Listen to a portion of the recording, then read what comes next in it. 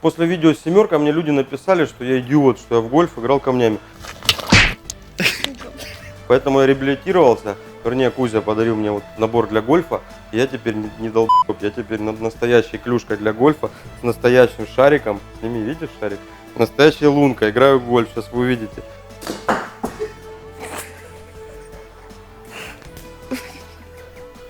Праздники закончились, много видео. Скоро. Сейчас будет семерка, тринашка. Ну вот эта хуйня, короче, про Мидбас.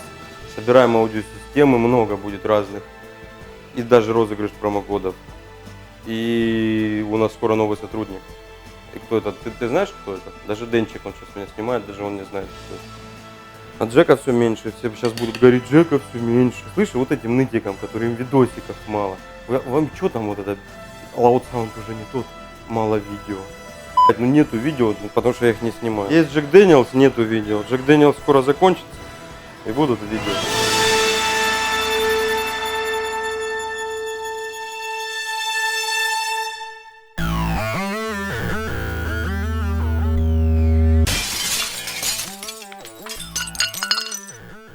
Всем привет, это канал Loud Sound. И сегодня мы поговорим про то, зачем нужен Мидбас. Такой вопрос поднялся у нас в группе в Телеграме.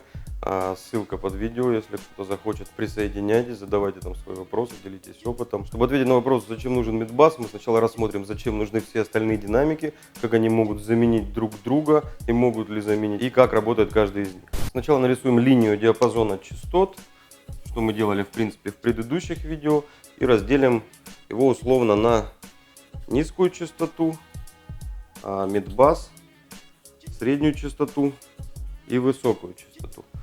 В аудиосистеме у нас за эти диапазоны частот отвечают соответственно сабвуфер, мидбас,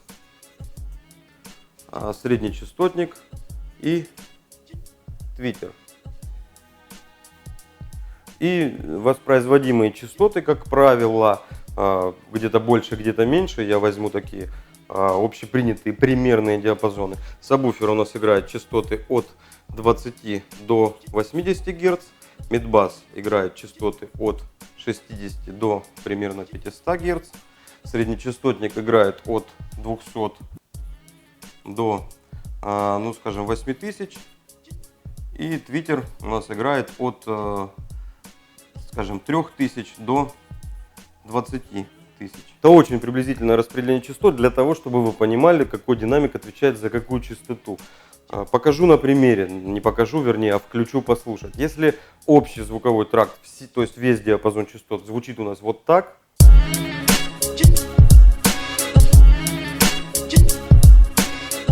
если мы оставим только нижние частоты, у нас останется примерно вот такой звук. Мидбас отдельно будет играть примерно так. Среднечастотник и твиттер. Теперь найдем закономерности, какой из этих динамиков, как выглядит, как звучит, какие у него есть сложности в установке. Начнем с размера. Чем ниже частоту нужно воспроизводить, тем больше нужен нам размер. Наверняка никто из вас не видел вот таких вот маленьких сабвуферчиков или твиттеров размером 30 сантиметров. Чем выше частоту нам нужно воспроизводить, тем меньшего размера нужен динамик.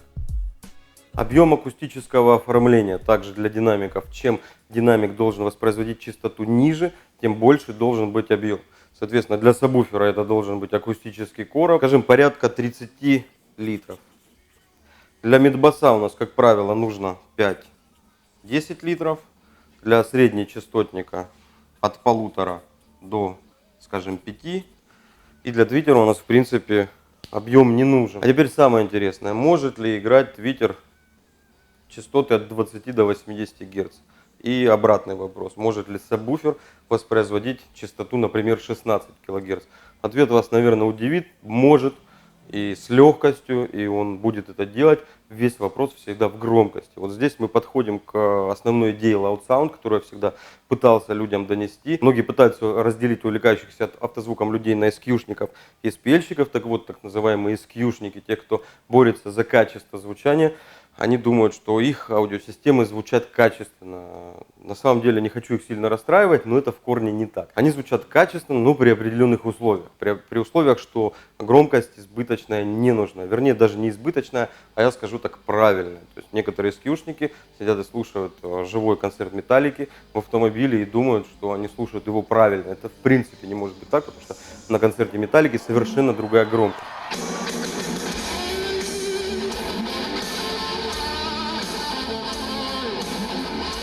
Вот здесь мы сталкиваемся с проблемой построения громкой и качественной при этом аудиосистемы. Основная проблема заключается в следующем. Чем больше громкости мы хотим от динамика, тем уже диапазон он сможет воспроизводить. Грубо говоря, если мидбас мы можем распустить очень широко, например, от 20 Гц до 8 кГц, заменив им сабвуфер, мидбас и средний частотник, то он сможет это делать, но он будет очень сильно ограничен в громкости. Как только мы будем поднимать громкость, у нас будет происходить две вещи. Первое – это искажение, то есть клиппинг, он начнет хрипеть, пердеть. И второе, он рано или поздно, конечно же, сломается, потому что чем больше мы от него попросим громкости на большем диапазоне частот, тем скорее он выйдет из строя. Приведу пример очень простой системы, в которой всего лишь один динамик, и он играет весь диапазон частот. Это наушники. Они прекрасно справляются с воспроизведением частот от 20 до 20 тысяч. И даже сейчас очень умные производители, возможно, они действительно умные, возможно, они умнее нас, они пишут такие заявки очень странные, от 3 Гц до 100 кГц. Я понятия не имею, что они знают. На одной упаковке с наушниками даже как-то увидел 192 кГц диапазон воспроизводимых частот. Скорее всего, те, кто делал инструкцию к этим динамикам, перепутали это с частотой дискретизации, но вот есть такие вот страшные вещи. Так вот, наушники, имея всего лишь один динамик, они могут воспроизводить легко весь диапазон частот. Но если вы их снимете и уберете на какое-то расстояние, конечно, звук вы никакой не услышите. То есть подходим к тому, что чтобы передавать на большое расстояние громкий звук и при этом качественный, нам нужно либо какой-то один универсальный динамик, который умеет играть все, чего в принципе в природе пока не существует, либо динамики в каждом диапазоне частот, которые предназначены именно для этого диапазона частот и которые играют в максимально широкой для своей максимальной громкости полосе. Такой самый ненужный динамик будет у нас в этой аудиосистеме.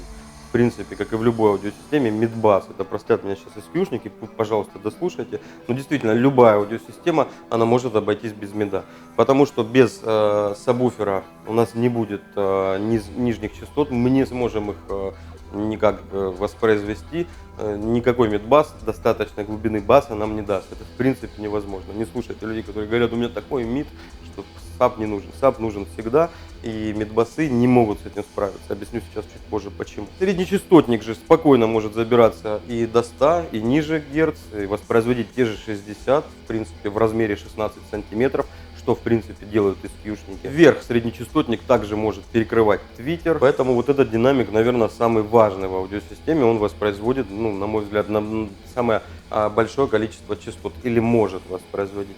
Без твиттера, опять же, у нас не будет верхних частот, будет, так сказать, глухое звучание. То, что мидбас, звено, от которого можно легче всего отказаться, доказывает огромное количество вот этих кричащих, орущих, шоу, опять же, систем, да, тот же наш Хаммер, Тринашка. Все эти системы обходятся без мидбаса, просто потому что без этой частоты, в принципе, воспроизводить музыкальный материал можно. У нас будет долбить басуха, у нас будут орать певцы, у нас будет все это подперто сверху твиттерами, то есть цикать будет приятно, будет чистота звука, да, вот очень часто говорят чистый звук, когда играет верхние частоты.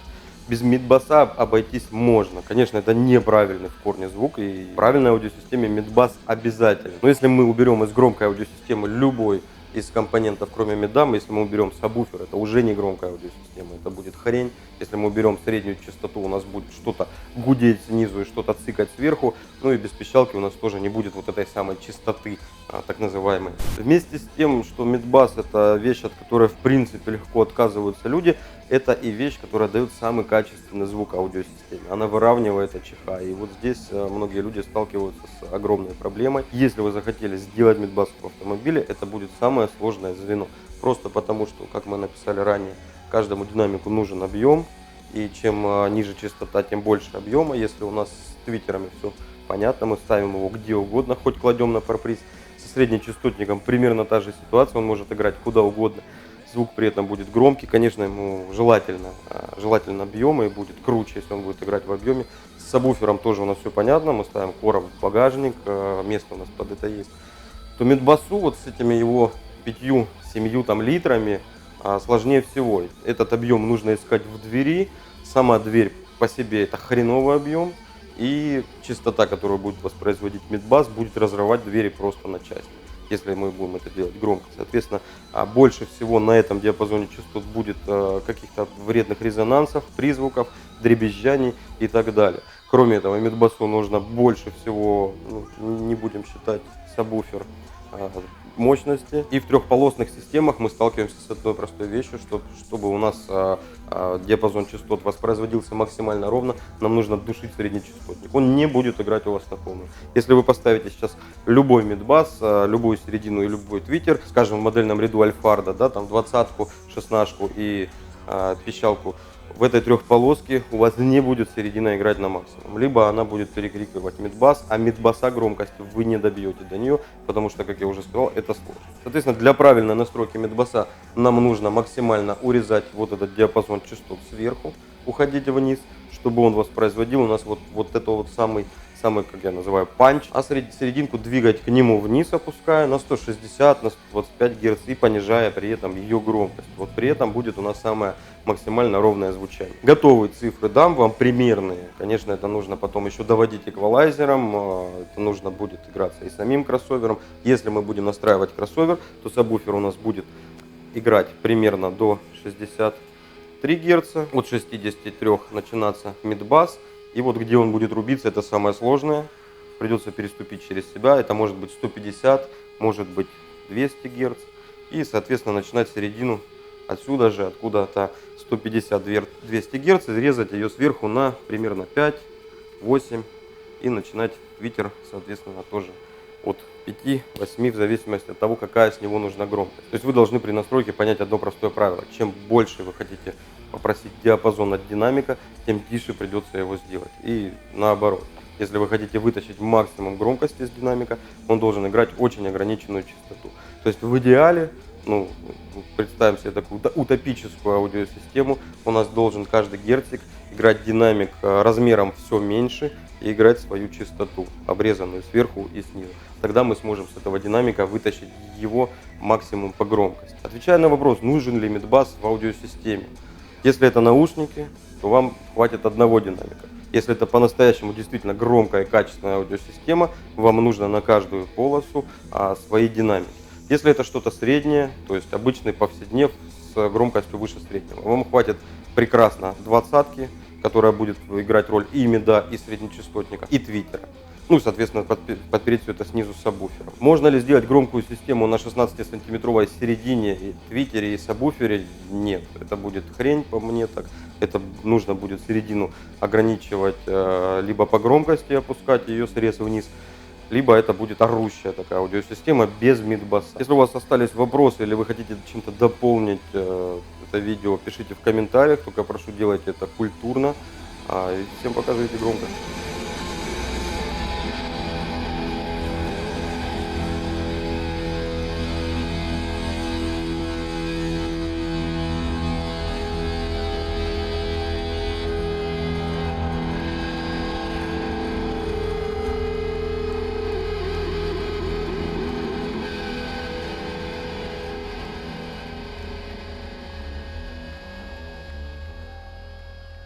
У нас был гольф, настал бильярд. Тигран, я вызываю тебя на бой.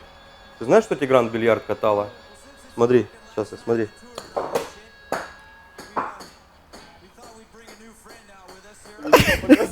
Слышь, это что за... Так, да, это как цветок назывался? А там эти долбоебы еще цветы не начали защищать? Ну знаешь, там сейчас защищают животных, педиков там.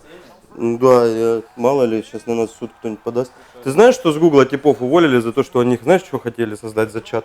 У них там в Гугле, короче, есть чат, знаете какой? Ну какие? Там для лесбиянок, для пидоров, там, для даже тех, кто животных. Вот, прикиньте, настоящие чаты. Тип создал чат, прикинь, для консервативных людей старых взглядов. Ну, короче, для обычных гетеросексуальных мужчин. Его уволили с Гугла. Типа дискриминация пидорастов. Я вообще не против пидорастов, только я не хочу ни с каким из них встречаться никогда в жизни.